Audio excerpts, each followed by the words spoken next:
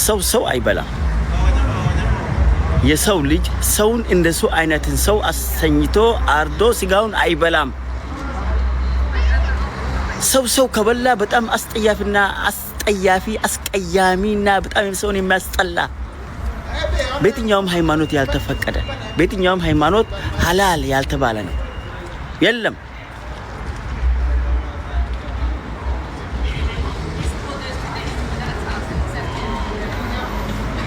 ችግር አጋጠመንና እንደ ፈረንጆቹ አቆጣጠር በ2019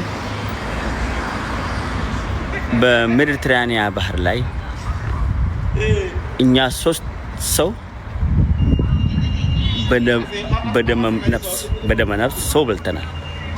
በደመ ነፍስ ማለት ያን ራሱ ሳናቅ ራሳችንን ሳናቅ ሰው ራሱን ይስታል።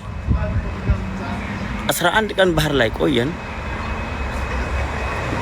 ሳንጠጣ ሳንበላ 11 ቀን ባህር ላይ ቆየን።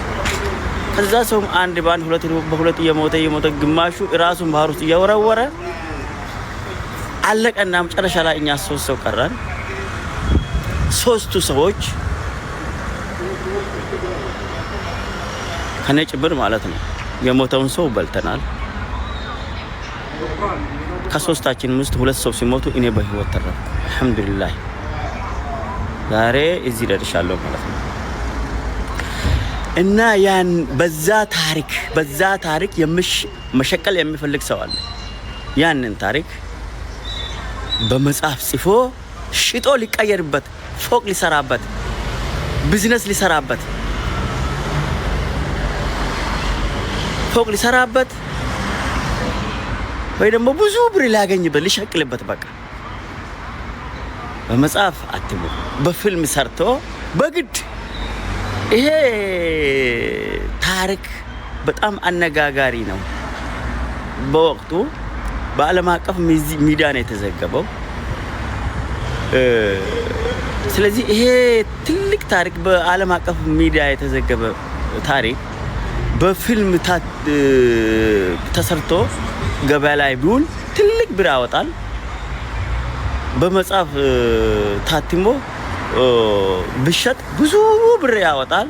እንቀየርበታለን፣ ፎቅ እንሰራበታለን፣ መኪና እንገዛበታለን እያሉ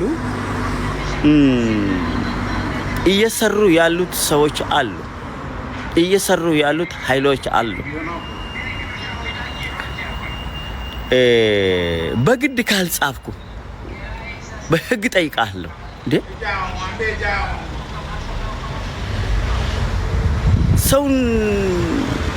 ሰውን ስጋ በበላ ሰው ታሪክ በህግ ጠይቃለሁ ማለት አለ እንዴ? ሰውየው ሰው በበላ ሰው ታሪክ መቀየር ከፈለገ ሄዶ እሱ ራሱ ከፈለገ ሰው አይበላም። እዛ በአካባቢው ባለው በመቃብር ቆፍሮ የሞተውን ሰው አጥቶ አይበላም። ከዛ አነጋገር ይሆንና መጽሐፉ ይሸጥለታል፣ ይቀየራል ማለት ከፈለገ ነው ሰውየው።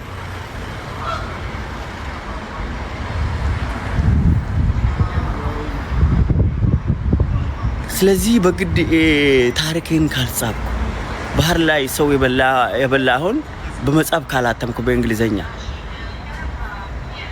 ካሁን በፊት በአማርኛ አተሙ ካለኔ ፍቃድ ውጪ ፍቃድ አልሰጠሁትም።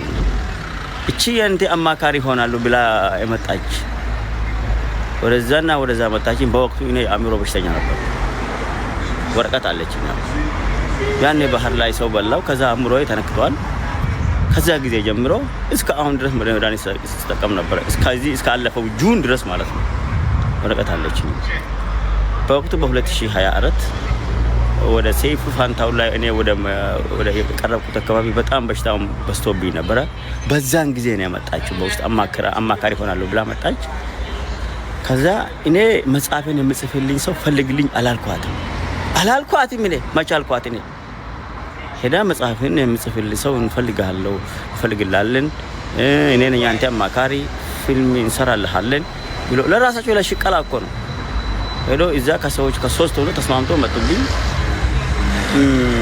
እንዴት እንዳደረጉኝም አላቅም። ይኸው ዛሬ 2 ዓመት አልፏል። የአማርኛ መጽሐፍም ታትሞ በገበያ ላይ ይውላል። 2000 ኮፒ ነው የተደረገው። ተሽጣ አልተሽጣ እኔ ምንም አላቅም። በዚህ ባለፈው 2 ሳምንታት ውስጥ ነው 40,000 ብር በኪሴ ውስጥ ያስገቡልኝ። ከ500,000 ብር በላይ አውጥቼበታለሁ። ያ መጽሐፍ በማተም እንግሊዝኛ በማተም እኔ እኮ ማተም እኔ ቢዝነስ መስራትም አልፈልግም። በእንደዛ አይነት ታሪክ ቢዝነስ መስራትም አልፈልግም። እኔ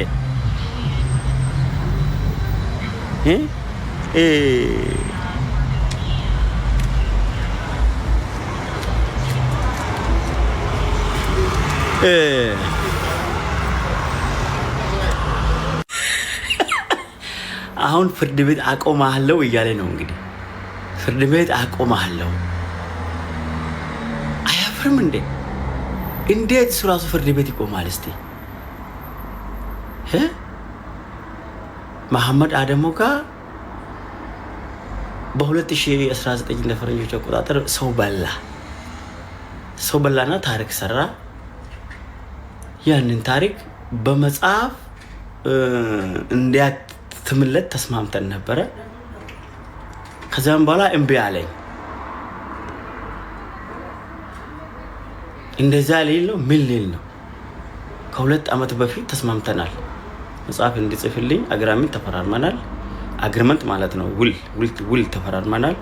ከዛም በኋላ ደግሞ እሱ ውል አፈረሰ። እንደዚህ ነው የሚለው።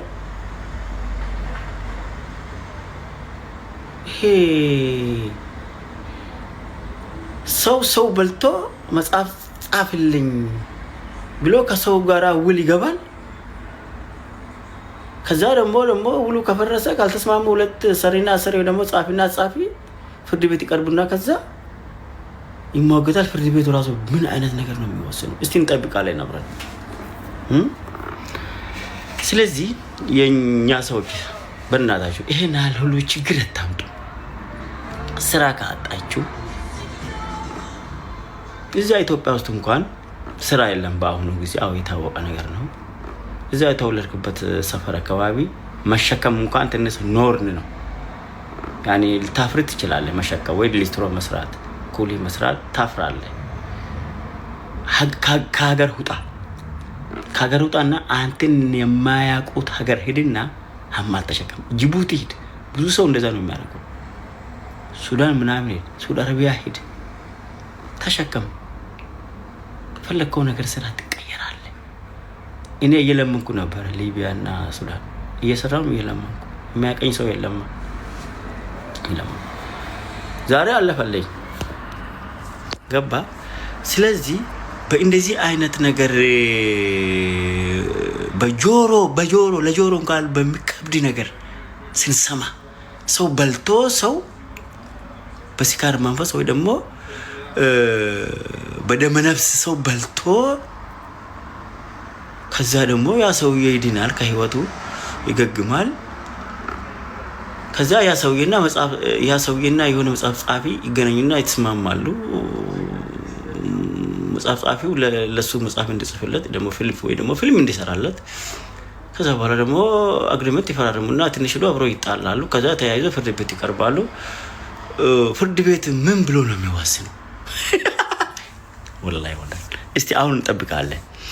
አሁን ፍርድ ቤት ልንቆም ነው። ፍርድ ቤት እኔ እያልኩ ያለሁት በ2022 አንድ የአልጀዚራ ጋዜጠኛ ነበረች፣ ዳይና ትባላለች። ያቺ ዳይና ያለችኝ ምንድነው